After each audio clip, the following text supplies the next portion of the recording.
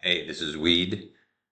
This is my career research presentation on motor behavior, becoming a motor behaviorist. This is someone who specializes in motor behavior, which is motor behavior, motor control, and motor learning, which is an academic discipline within the wonderful world of kinesiology. For the educational requirements, there is not really the opportunity other than a class or two to take motor behavior at the undergrad level. You would look to take a exercise science or motor behavior concentration.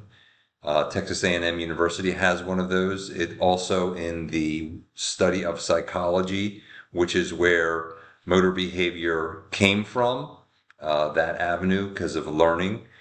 There are master's degree programs for kinesiology, exercise science, biomechanics, psychology, sports psychology, and motor behavior. And then there are specialized programs at the PhD level, which are research-based career. There is the neuroscience activity for the motor behavior. I believe U of H has a PhD program in motor behavior. At this time, there are no certifications or licenses that are required to become a motor behaviorist. You need to have the degree and the specialization of knowledge to get involved with that. You can see some of the images here of different motor behavior labs around the world. I was at the most recent 2025 NSCA National Conference, and they were talking about there is an AI app that is available. If you have two mobile phones with cameras, you can get a 3D imaging from that. So that's very cool technology that is available. And you don't need to get all of these biomarkers, which are on this individual who is doing some sort of golf swing or high-tech cameras. So I mentioned graduate school. You will need to have some sort of earned bachelor degree, whether that is within the field of kinesiology or outside the field of kinesiology. But to do best, you probably want to have an understanding of movement, anatomy and physiology, exercise physiology, etc. And so there is going to be academic rigor to the graduate school, and here is listed for a Master of Science in motor behavior. You probably have to take a GRE, which is an exam for graduate school, have a specific GPA, have letter of application, letter of recommendation. And as I mentioned, University of Houston has a PhD in kinesiology, specifically in motor behavior. So the daily workday, this would be for a researcher. So they are going to have individuals come into their lab and study different aspects of movement, whether that is how people learn, how people control movement, or developing that ability. You could be looking at infants and young people, or you could be looking at athletes, or you could look at geriatric populations where you're looking at the decline in the ability to move and how to sustain greater levels of movement throughout. And usually those individuals are going to spend time doing research. They might also have an academic position where they're doing research. They might have to go out and seek grants and monetary support for what they are doing. And then they're also going to spend significant amounts of time reading peer-reviewed journals, see what their peers are doing, what the influences are right now in motor behavior, what others are doing, use the internet for research, for collaborating with peers, working with other academic professions and disciplines to best optimize their abilities. At the end of the presentation, there is a quick little video that we're going to show, and you can watch that to learn a little bit about what's going on.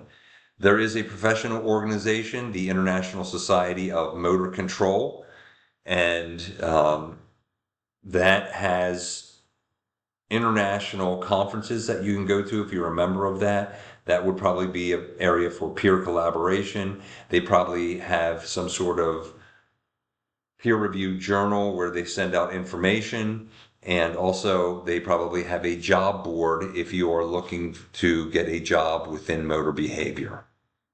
And speaking of jobs, here is a job sample from Indeed.com. This is for an assistant professor of kinesiology for motor learning and control. And you can see what the minimum qualifications are: a PhD specializing in motor learning and control, and some other areas about the desired and preferred qualification and what the duties and expectations are.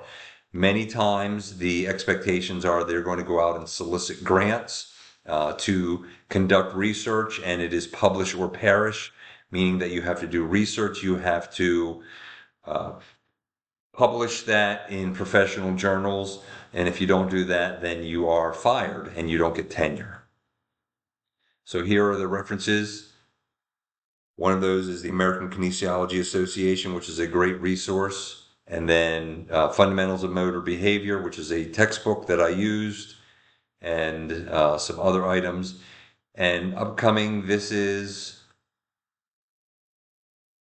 a video about motor behavior. I'm going to remove myself from this, but when you see it, it's going to be spelled with a U because I believe this gentleman is Canadian and he is a professor and a researcher from what I understand what he is talking about. And if you notice, this course is a 400 level class, so this is an upper level class. You would not get this as a freshman, first year, or sophomore student. Good day, everybody, and welcome to our first audio lecture for PHED 4518, Motor Learning. We'll be using Jeffrey Ives' textbook, Motor Behavior, throughout the semester. But I'll be using these audio lectures occasionally to supplement the work of our textbook and to give you a bit of a different perspective about the things that we're talking about. And this will be part of your online learning modules that you'll do outside of class time. The first chapter we're going to be looking at is chapter 1 in our textbook, and it's not what we're going to talk about today, but it's about the introduction to motor behavior and understanding a little bit about the mind-body connection. And in that chapter, we'll differentiate a little bit about motor control and motor learning, and why we're using a textbook called Motor Behavior and how that relates to motor skills. So let's talk a little bit about the field itself of motor behavior. And really, it's about understanding how humans control their movement and learn movement skills. Some researchers also focus on the movements of animals, but in this class, we're going to deal primarily with human behaviors. Often the term motor behavior is used to refer broadly to the field or to various activities that involve movement. When we observe people to assess their movements, we use the term motor performance to refer to what we can see and what we can measure. For example, an athletic therapist might observe a patient's motor performance in executing an exercise designed to strengthen the muscles that support the shoulder.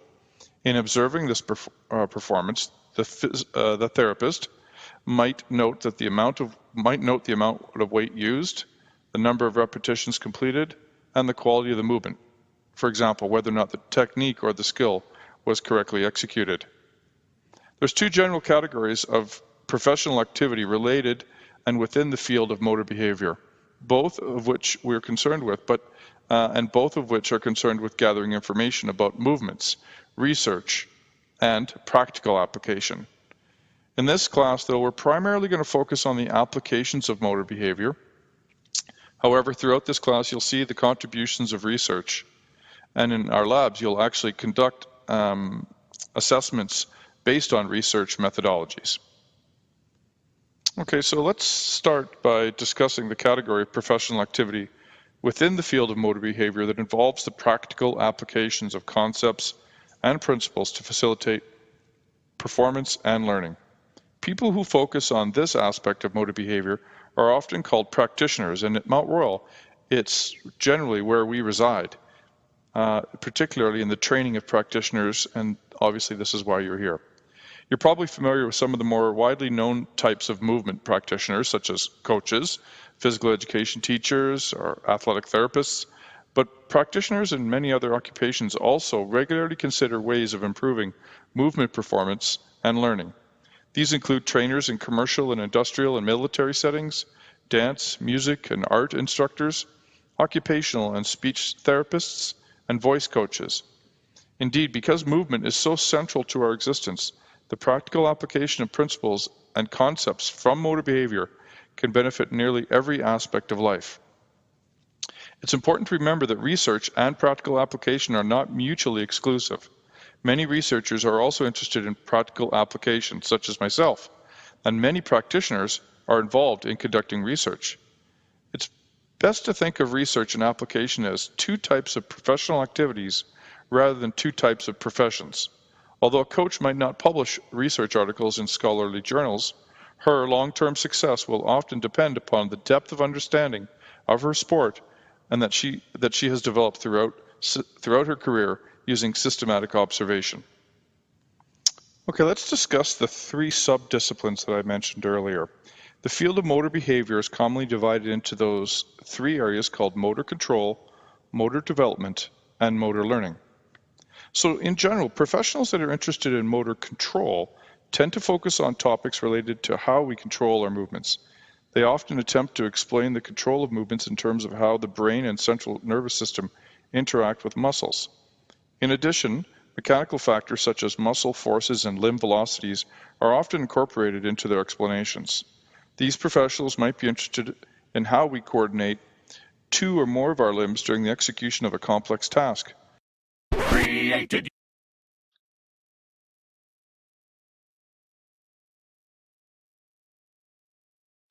So that was a quick overview from a researcher and a practitioner for motor behavior. At Bethel College, my previous job, I taught a motor learning class which incorporated motor control, motor development, and motor learning. And I had a lot of fun with the students, especially when we did labs and activities where there was a practical application of what we were talking about. But you've been using motor learning and motor control your entire life. You just might not have known specifically and explicitly that's what it was. Hope you enjoyed the presentation. Again, this is a great area of opportunity if you're interested in movement.